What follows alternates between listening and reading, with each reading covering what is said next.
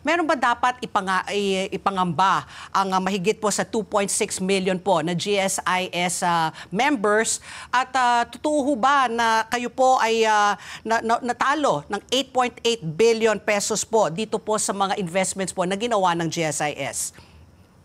Alam mo, Pati, ako kasama ng aking management team ay bubulat sa 8.8 billion. Wala po sa talaan ng GSIS yung 8.8 billion na numerong sinasabi nila. Ano po ang katotohanan?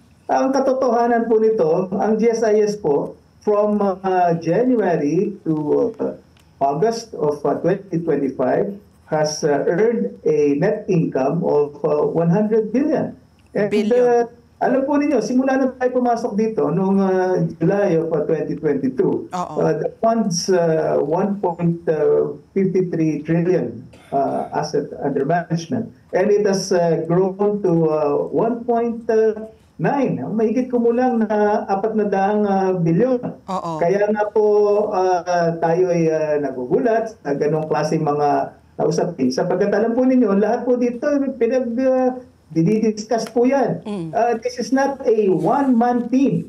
I cannot execute transactions without the corresponding approval. Dumadaan po yan. Una, sa delegated authority given to the President and General Manager, may signed authority yan, galing sa board. Ang pangalawa, pag yan po ay hindi nag-qualify po doon sa 1.5 but mas mataas po, dumadaan po yan sa Asset and Liabilities Committee.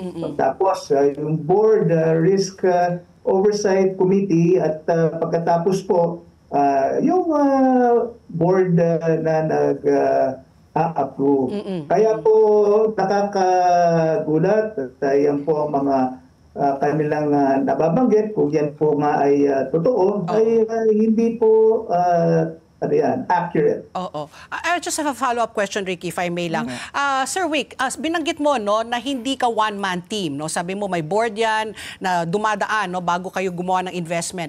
Ang isa sa mga inakusa po sa inyo ay sinabi, parang chinap-chap nyo. Dahil nga may ceiling ka na 1.5 billion, ang ginawa nyo po, you cut it. No? You chopped it so that you don't need to get the approval of the whole board. What do you have to say about this? Alam mo, Pati, mabuti tinatanong mo yan. Sapagkat, binigyan ka ng mandato na 1.5 para makapag-invest sa equities. Equities lang naman dalawang bagay lang naman pwede kami mag-invest without the authority of the board. 1.5 billion sa AAA rated bonds. Sabihin yan, mga kumpanya na na-rate na kung sila ay manghihiram, ay ang kanilang credit rating ay top of the line. Now, pagka nasa investment sa stock exchange, binibigyan ka ng mandato makabili ng 1.5 at a time. Wala pong yan. Wala pong limit yan. They're getting confused. Yung po sinasabi lang, chinachat mo, yan naman para naman pong batas yan para sa procurement. Ikaw bibili halimbawa ng hardware, computer hardware, na halagang 1 billion, bibiyakin mo into small lots. But kaya ko ganyan ang sistema sapagkat pag nag-i-invest ka sa stock market, there will be days or there will be times that the market will be volatile, so it allows you to accumulate. Again po ang mahirap sa sapagkat Pati, Ricky, for close to 40 years, I've been a banker. That's my professional career. I've managed foreign bank locally. I've managed a local bank locally.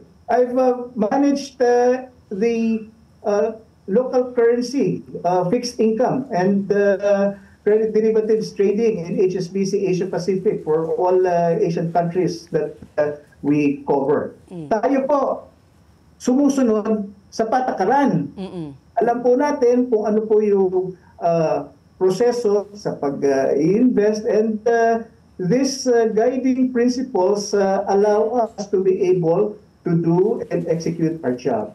There is a fine line. There's iba po ang role ng board. Iba po ang role ng management. Ang role ng management to execute. It is totally false to say that it doesn't reach the board because all transactions that we do are reported to different committees, either board committee or goes all the way to the board itself during our board meetings.